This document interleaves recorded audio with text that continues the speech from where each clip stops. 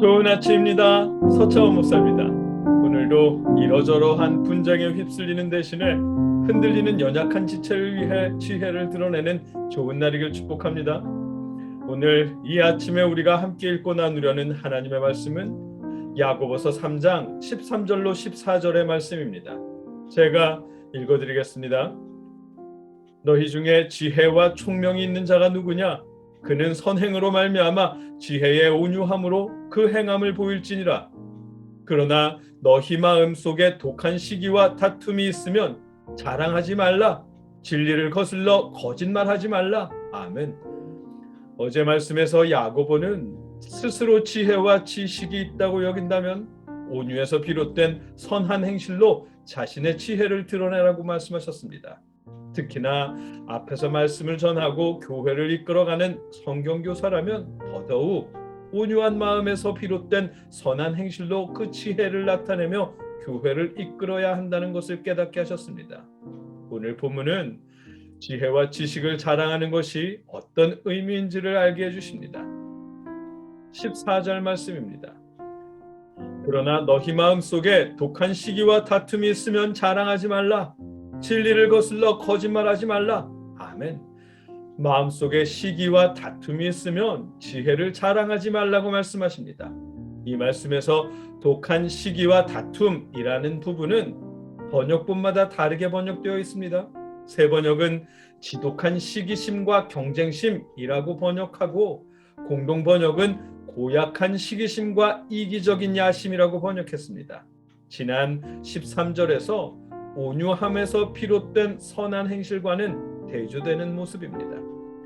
이 그릇된 마음들을 하나하나 살펴보자면 먼저 시기심이라고 번역된 단어는 젤로스입니다. 구약에서는 질투라고 번역한 곳도 있고 신약에서는 열심이라고도 번역했습니다. 로마서 10장 2절을 보면 내가 증언하노니 그들이 하나님께 열심히 있으나 올바른 지식을 따른 것이 아니니라. 아멘. 여기서 열심이라고 번역된 단어가 젤로스입니다. 분명 하나님을 향한 열심이지만 하나님의 뜻에서는 어긋난 열심이고 하나님의 의를 드러내기 위한 열심이 아니라 자신의 의를 드러내기 위한 열심을 표현하는 단어입니다. 오늘 본문에서 독한 시기라고 번역한 단어는 그런 그릇된 열심이 포함되어 있는 것입니다.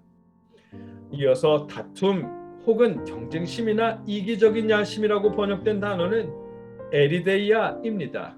신약의 여러 곳에서 교회의 분열을 일으키고 파닥을 짓는 감정을 표현하며 사용되었습니다. 고린도후서 12장 20절에서 또 다툼과 시기와 분냄과 당짓는 것과 비방과 수군거림과 거만함과 혼란이 있을까 두려워하고 아멘. 교회를 이런 상황으로 만드는 감정입니다. 교회 안에서 자신의 권력을 쥐기 위해 지지 세력을 모으고 바울파나 에볼로파 같은 파당을 만들려는 정치적인 마음을 다툼, 경쟁심, 이기적인 야심이라고 표현한 것입니다. 초대교회 야고보의 공동체에서 광신적인 열심을 드러내는 사람들과 그들에 의해 형성되는 파벌은 교회를 분열시키는 원인이었습니다. 야고보 공동체를 비롯해 고린도 교회와 빌립보 교회 등에서도 교사들로 인해 그런 분란이 일어나고 있었습니다. 야고보는 그들을 향해 말씀하십니다. 14절 후반부입니다. 자랑하지 말라. 진리를 거슬러 거짓말하지 말라. 아멘. 그릇된 감정, 시기심과 다툼의 결과를 야기한다면 지혜를 자랑하지 말라는 말씀입니다. 잘못된 열심과 파벌주의로 교회에 다툼이 생기고 나뉘게 된다면 지혜를 자랑하지 말라는 말씀입니다. 어쩌면 그들 스스로는 정말로 하나님을 위해서라고 믿는지도 모르겠습니다. 하나님이 자신에게 주신 지혜로 자신만 옳게 가르친다고 여기는지도 모르겠습니다. 자신의 정통성을 자랑하기 위해 바울에게 배웠네, 아볼로에게 배웠네라며 자랑하다 보니 사람들이 자신의 편으로 모이게 된 것이고 세력을 형성하게 된 것인지도 모릅니다. 다만 그뿐일지도 모르지만 결과적으로는 하나님의 말씀보다 그들의 설교를 따르는 사람들이 많아지게 되었고 파벌이 형성되었으며 교회는 사분오열되었습니다. 야고보는 그런 결과를 만드는 교사들의 열심을 독한 시기심이라고 말씀하신 것이고, 자신의 정통성을 주장하는 그들의 지식을 이기적인 야심이며 다툼이라고 말씀하신 것입니다. 자신의 지혜가 파당을 나누는 원인이 되고 교회의 분열을 일으키는 원인이 된다면 그 지혜를 자랑하지 말라고 말씀하시는 것입니다.